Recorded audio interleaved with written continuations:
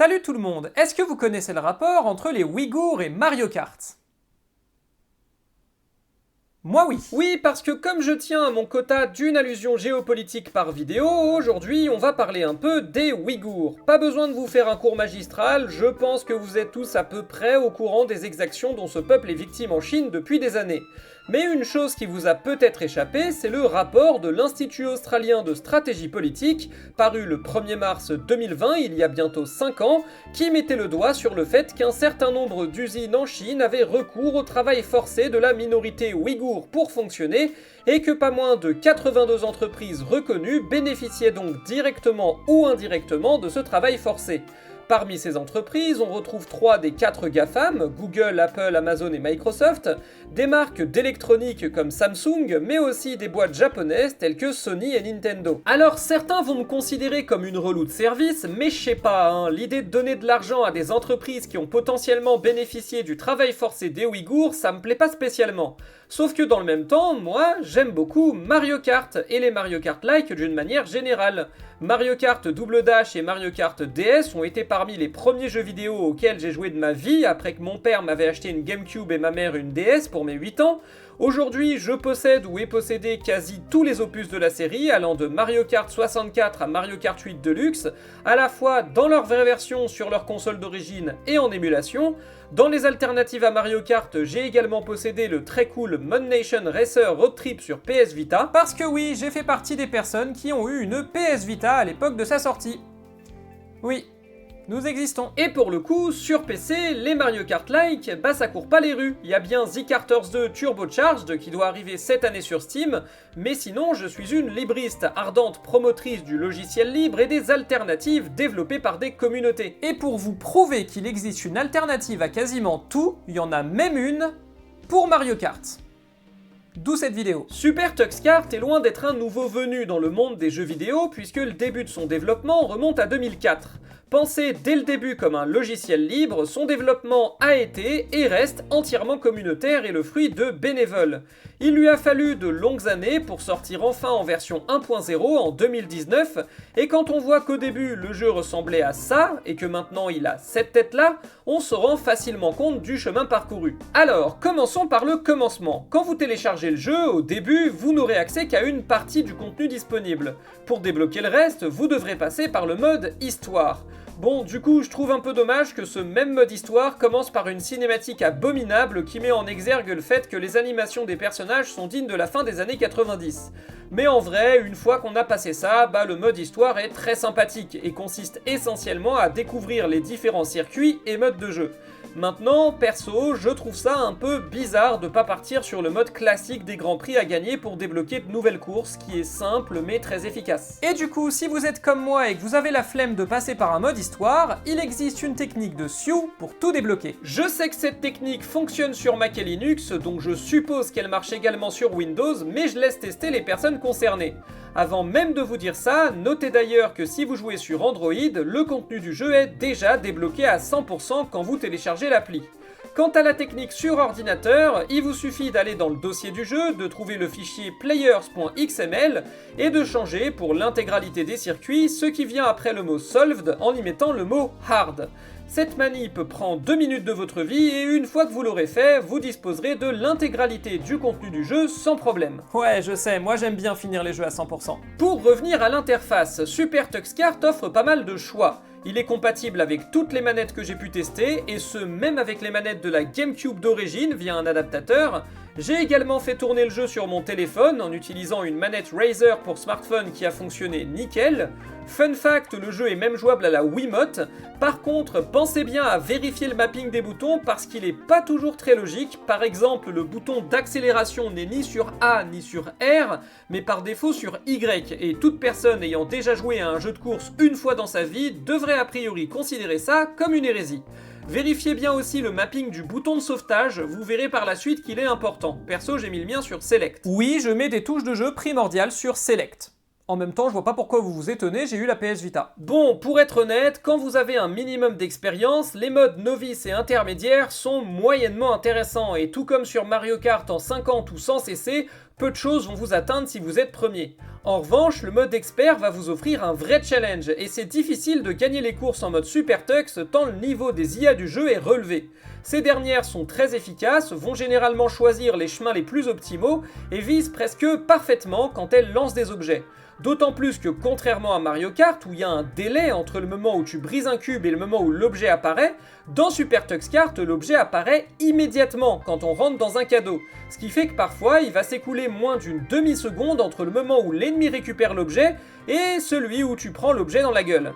Maintenant, la courbe de difficulté est assez bien dosée entre les différents niveaux et après quelques dizaines d'heures de jeu, j'ai été en mesure de terminer sur le podium des grands prix du mode Super Tux, mais j'ai encore beaucoup de mal à les remporter. En outre, Super Tux Kart dispose de plusieurs autres modes de jeu. Hormis l'histoire et la course classique, vous avez aussi le contre-la-montre, le mode Suivez le meneur qui consiste à tout faire pour terminer deuxième de la course et c'est pas si facile parce que le meneur te feinte en tombant exprès dans les trous, le mode football qui est un genre de Rocket League du pauvre, la chasse aux œufs qui consiste à explorer un circuit en cherchant des œufs et le mode bataille qui ressemble à la bataille de ballon de Mario Kart. Quant à la maniabilité, pour un jeu qui a commencé son développement en 2004, elle est étonnamment bonne. Le jeu n'est en soi pas spécialement difficile à manœuvrer, sa physique est assez différente de celle des Mario Kart, surtout les récents, notamment au niveau des dérapages et de la collision entre les cartes, mais elle reste très bonne et très facile. En revanche, la difficulté réside dans le tracé des circuits qui va souvent vous obliger à prendre des virages très serrés et vous pouvez me croire quand je vous dis que si vous montez trop vite le niveau de difficulté, vous allez tomber très souvent au début et toujours assez souvent à la fin sur certains circuits en fait. Je tiens à donner l'exemple de XR 591, la route arc-en-ciel de Super Tux Kart, qui m'a rappelé mes grandes heures de Mario Kart Double Dash où je pouvais pas faire 10 mètres sans sortir de la piste. C'est d'ailleurs là que le bouton de sauvetage va vous être utile. En effet, dans la majorité des cas, quand vous sortez trop loin de la piste, un oiseau va venir vous chercher pour vous y ramener. Mais il arrive parfois que ce soit pas le cas et si vous êtes coincé, vous devez immédiatement presser le bouton sauvetage qui vous remettra dans le droit chemin. D'une manière générale, le gameplay est fun et ressemble juste assez à Mario Kart pour qu'on perde pas nos repères, tout en étant juste assez différent pour qu'on ait de nouvelles choses à découvrir, et c'est vraiment appréciable. Graphiquement, ensuite, je trouve le jeu plutôt beau. Alors oui, on n'est pas au niveau d'un Mario Kart 8, mais franchement, ça passe. Bon, tous les circuits ont pas le même niveau d'inspiration, mais il y en a beaucoup qui sont super réussis. En outre, vous pouvez jouer à Super Tux Kart même sur une machine peu puissante, comme un téléphone portable par exemple, vu que le jeu est dispo sur Android. Les musiques, quant à elles, dépendent beaucoup de qui les a composées, là encore, le développement étant communautaire, ce sont des personnes différentes qui se sont retrouvées pour les réaliser. Aussi, autant j'en trouve certaines très plates, comme les abysses antédiluviennes,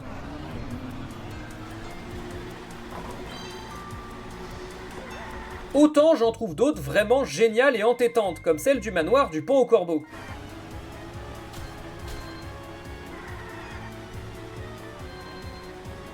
Du coup, Super Tux Kart, même s'il n'atteint pas le niveau de finition d'un Mario Kart 8 Deluxe, est un jeu de course ultra fun, agréable à jouer une fois qu'on a la prise en main, et qui possède une direction artistique assez spéciale du fait de son développement communautaire, mais finalement plutôt charmante. Et du fait de ce développement communautaire, Super Tux Kart dispose d'une communauté en ligne très développée. Ce mode en ligne vous permet d'accéder à des serveurs pour jouer avec d'autres personnes un peu partout dans le monde. Il fonctionne franchement bien, par exemple, j'ai pas pour l'heure rencontré le problème numéro 1 du mode en ligne de Mario Kart, celui de l'objet invisible que tu te prends dans la tronche sans aucun avertissement parce que ton jeu à toi a pas reçu l'info assez vite.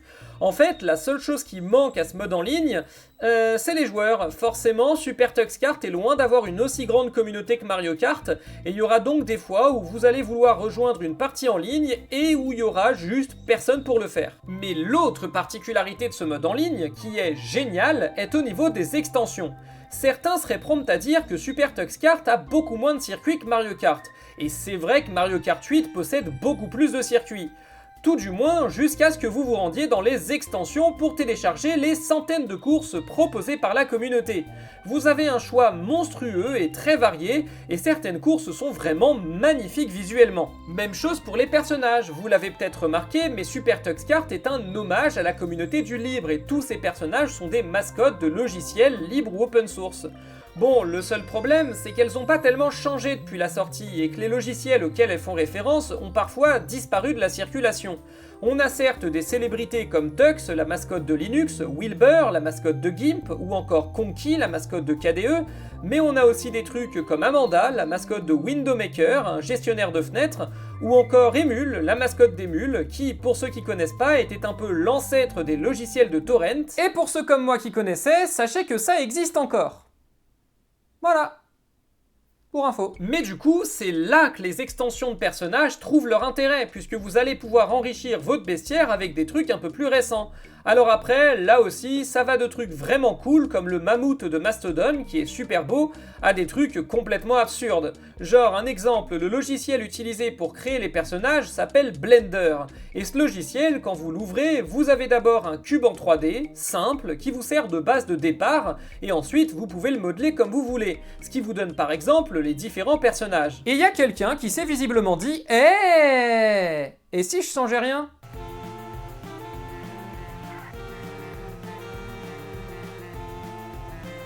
Et vous aurez la possibilité de combler les lacunes de référence en ajoutant, par exemple, le renard de Firefox qui est correct, le cône de VLC qui est très rigolo, ou encore le Cartoubuntu qui est ignoble. Alors du coup, si je devais faire une conclusion, Super Tux Kart, qu'est-ce que ça vaut? Graphiquement, c'est pas mal. C'est certes pas au niveau d'un Mario Kart 8 et les animations des personnages sont ignobles, mais en dehors de ça, les circuits sont très beaux et le jeu tourne vraiment bien.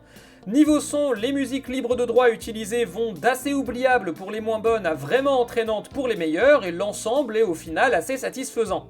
La maniabilité est plutôt bonne et vous permet de prendre bien souvent de grosses accélérations que vous ne retrouvez pas avec cette intensité dans Mario Kart, ce qui rend le jeu beaucoup plus nerveux, parfois plus difficile, mais tout en étant tout aussi fun que son grand frère. Enfin, le multijoueur et le mode en ligne sont bel et bien présents, fonctionnent quasi sans problème et permettent à la fois de rejoindre des parties et d'en créer vous-même, même si c'est beaucoup moins peuplé que Mario Kart. Donc à la question est-ce que Super Tux Kart est une bonne alternative à Mario Kart, la réponse est évidemment oui et j'ai même envie de dire foncez. Sur ce, moi je vous laisse et à la prochaine tout le monde!